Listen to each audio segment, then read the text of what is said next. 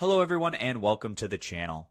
In today's video, I'm going to show you how to travel back in time using Google Street View on Google Maps.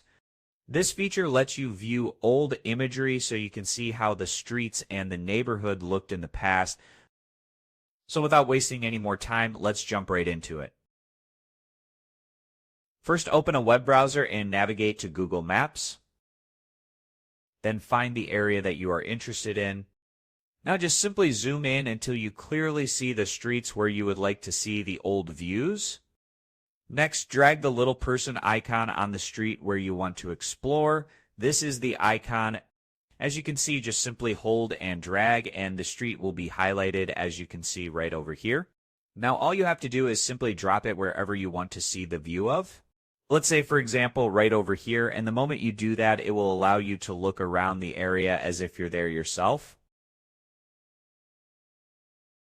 Once you're in the street view, look at the top left corner of your screen. You will see a clock option, or in the new versions, you will see an option called See More Dates. Just simply click on that and a timeline slider will appear, allowing you to view images from different points in time. Just simply drag your scroll bar over here to see more sections. And once you want to see images or views from an old time, just click on it. And now you can see how the streets or the neighborhood looked in the previous years. Now keep in mind that not every location will have an extensive history. This feature is generally available in major roads or busy areas, so just keep that in mind. Additionally, remember the availability of old imagery depends on the location.